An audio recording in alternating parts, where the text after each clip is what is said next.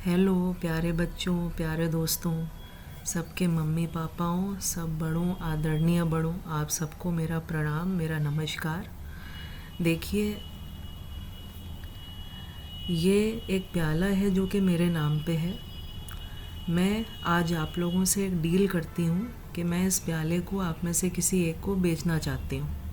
ठीक है, तो आज से मेरी और आपकी ये डील हो गई। ये प्याला मेरा है, मैं इसको आपको बेचूंगी। मैं बेच रही हूँ, आप खरीद रहे हैं। Deal final. ठीक, ओके। ये है डे 1। डे 2, अब दूसरे दिन क्या हुआ? दूसरे दिन भी ये डील बनी हुई है। तीसरे दिन, चौथे दिन, पाँचवें दिन 10 दिन तक ये डील बनी रही कि मैं आपको ये प्याला बेच रही हूँ। अब 11वें दिन क्या हुआ? गणेश जी जो हैं वो हैं सरकार, मैं हूँ एक आम इंसान। अब आम इंसान से तो सरकार ज़्यादा बड़ी है। तो हुआ यूँ कि गणेश जी ने एक अधिसूचना जारी करके, एक नोटिफिकेशन जारी करके मुझसे ये प्याला ले लिया, अपने अधिकार क्षेत्र में, अपने जुरिस्डिक्शन में ले लिया। ठीक है, तो अब ये प्याला मेरे नाम पे रह ही नहीं गया। क्या मैं अब इसको आपको बेच सकती हूँ? नहीं।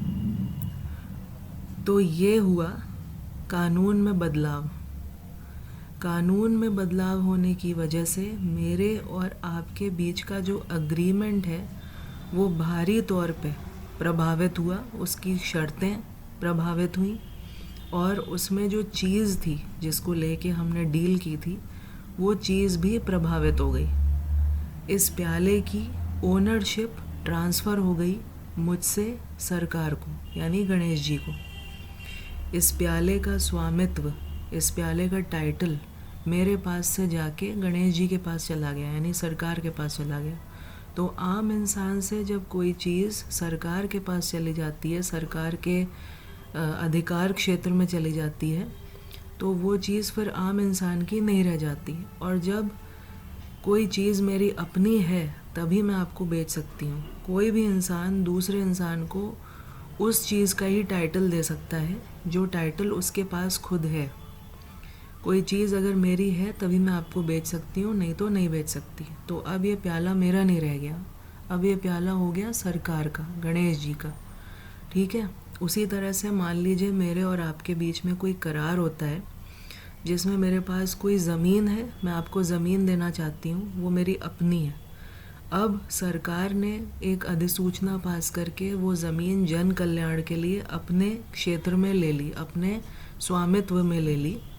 तो वो ज़मीन मेरी नहीं रह गई, मेरा स्वामित्व उस पे से हट गया, यानी मेरी ओनरशिप, मेरा टाइटल, मेरा अधिकार उस पे से हट चुका है, वो सरकार का हो गया। अब जब वो सरकार का हो गया तो वो ज़मीन, मेरा अधिकार ही नहीं रह गया कि उस ज़मीन को मैं आपको बेचूं। ठीक है, तो मैं कोई भी चीज़ तब बेच सकती हूँ आपको जब वो चीज़ मेरी हो, उसमें मेरा अधिकार हो, उसकी ओनरशिप मेरे पास हो, उसके जायज़ दस्तावेज़ मेरे पास हों, डॉक्यूमेंट्स मेरे पास हों, मेरे पास प्रूफ हो कि ये ज़मीन मेरी है।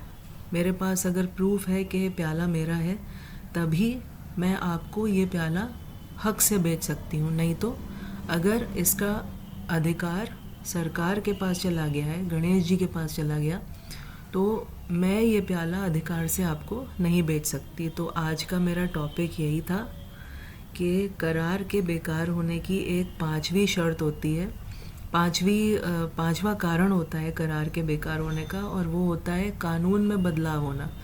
जब कानून में कुछ ऐसा बदलाव होता है इस तरह से जिससे कि दो लोगों के बीच के आपस के करार की जो शर्तें हैं वो भारी तौर पे प्रभावित हों, इस तरह प्रभावित हों जिससे कि करार का लागू होना बेकार हो जाए, तो करार बेकार हो जाता है।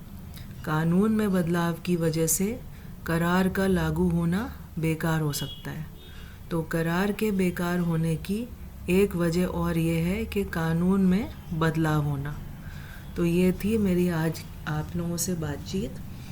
अगर आपको मेरा बोलने का तरीका अच्छा लग रहा है और आपको दिख रहा है कि मेरे तरीके में भी बदलाव हो रहा है, जैसे कानून में बदलाव हो सकता है, तो मेरे तरीके में भी बदलाव हो सकता है और मैं आप लोगों को गारंटी करती हूँ कि मैं और अच्छा करूँगी और बदलाव लाऊँगी। और अगर मेरा परफॉर्मेंस आपको अच्छा लग रहा है तो आप लोग मेरे चैनल को ज़रूर देखिए।